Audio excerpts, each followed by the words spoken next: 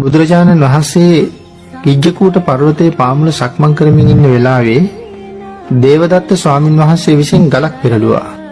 මහා කළු ගල දිගේ රෝල් වේගෙන එන විශාල ගලක් දේවදත්ත ස්වාමීන් වහන්සේට ඇත්තු ගණනාවක ශක්තිය තියෙනවා. ඒ ශක්තිය තියෙන කෙනෙක් පෙරලෙන ගලක් තමයි මේ පෙරලෙන්නේ.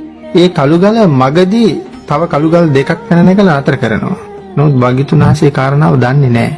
ඒ ගල් වල ගැටිලා ආපු ගල් පතුරක් සිරිප්පුතේ වැදුනහම භාග්‍යතුන් වහන්සේ කාරණාව දන්නේ. මොකද ඒක අරමුණු කරලා නෙමෙයි භාග්‍යතුන් වහන්සේ වැඩේ. භික්ෂුන් වහන්සේලා සිරිප්පුතේ ගල් පතුල වැදෙනකොටම ඇවිල්ලා භාග්‍යතුන් වහන්සේ වට කරගන්නවා ආරංචියට. යන්නේ නැහැ දාලා. දේවදත්ත ස්වාමීන් වහන්සේ ඇවිල්ලා නැවත කරදර කරයි මිත්‍යා දෘෂ්ටිකේ ඇවිල්ලා භාග්‍යතුන් වහන්සේට කරදර කරයි කියලා. බුදුරජාණන් වහන්සේ දේශනා කරනවා නෑ මහණෙනි. ඔබලාගේ වාසභූමි කරා වැඩම කරන්න. මේක වෙන්නේ නැති වැඩක්. භාග්‍යතුන් වහන්සේ නැති කරන්න මේ ලෝකේ කිසිම පුද්ගලයෙකුට බෑ. ඒක වෙන්නෙම නෑ.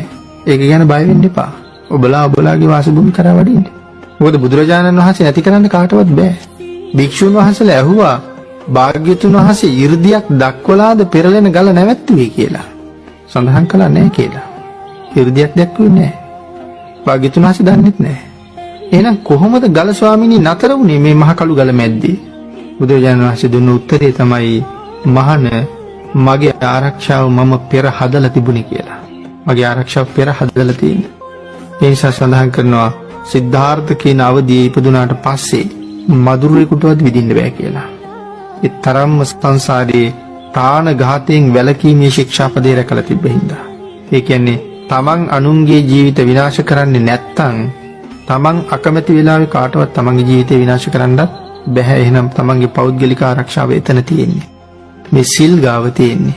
හරියට සරණ ගිහිල්ලා යම් කෙනෙක් සිල් ආරක්ෂා කරනවා නම් ඒ පුද්ගලයාට තියෙන පුදුම ආරක්ෂාවක්. අපේ භාග්‍යතුන් වහන්සේත් වළක්වන්න බැරි විපත් එන කාලවල දේශනා කරලා තියෙන මිනිස්සු සිල්වත් වෙන්න කියලා.